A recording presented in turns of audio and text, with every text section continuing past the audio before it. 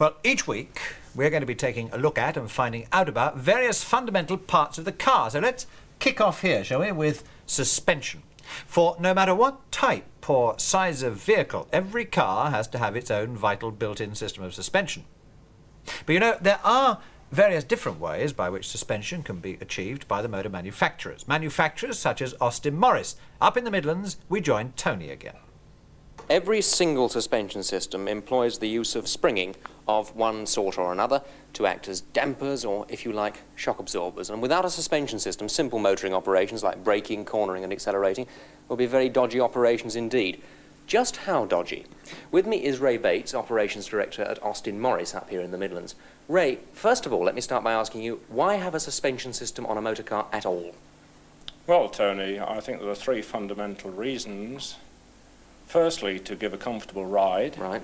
Secondly, to achieve good road holding. And thirdly, to keep all four wheels on the ground. Well, that's a pretty tall order. How do you do it at Austin Morris? At Austin Morris, we have a range of suspensions. Leaf spring, coil spring, rubber spring. As used on the Mini. Yes. Right. And our latest development, the Hydrogas suspension unit. Now, these are all springing systems. What about dampers? How many of these employ the use of dampers? All spring systems employ the use of a damper. In the case of the leaf spring and the coil spring and the rubber spring, they are separate. But in the case of the Hydrogas unit here, the damper is integral. Ray, thank you very much indeed. Well, therefore, we've met the four basic types in three groups: mechanical, rubber and hydrogas. Now I'm going to go and have a look at them in situ in motor cars, and I'll be back to you in just a minute. Thank you. Over here with the Marina, meet Martin Lusty. Hello, Martin. Engineering Products Manager for Austin Morris. Martin, Marina, mechanical suspension, simple? Yes, indeed. How does it work? Well, let's show you. I'll take the wheel off. All right. One can see the leaf spring that we saw earlier. And it's bolted to the axle here, to the body at the front and the rear. And it's a very simple system, as you see.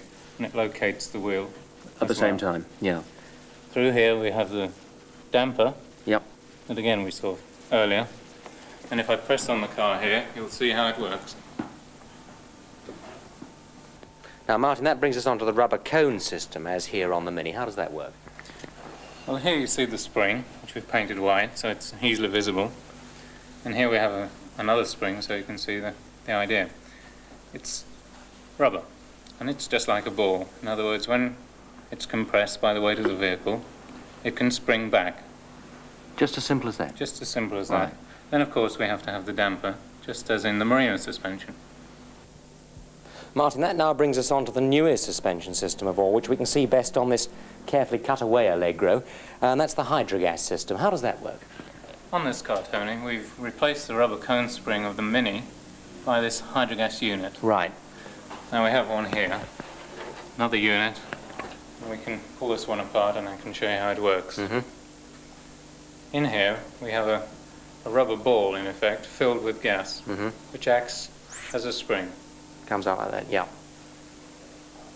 Now in the lower part of the unit is the working fluid. When the wheel moves up, and the working fluid is pushed by through a valve, which sits in the center here, and does the damping and compresses the spring. So the damping's built in.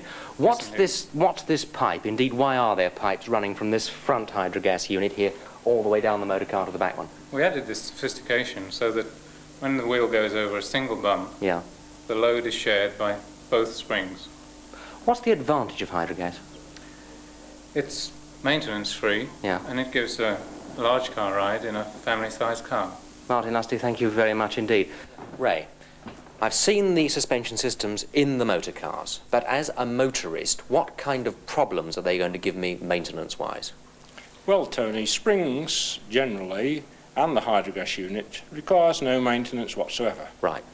Dampers, however, do tend to wear. The first signs of this are ride deterioration, Yeah. and if you are in any doubt whatsoever about the ride, we suggest you your car along to an expert for Take attention. Take it to the expert. Ray Bates, thank you very much indeed. So, just to recap then. 1. If you don't abuse your suspension, then the springs on your car should last you for many thousands of trouble-free miles. It's the dampers, or the shock absorbers, if they're fitted to your car, which are the parts that are most likely to wear out. If your car pitches or wallows on undulations when braking, or for that matter when accelerating, and if you're not a qualified mechanic, don't start fiddling about bodging up the suspension. Take the car along to a garage and get the job done properly.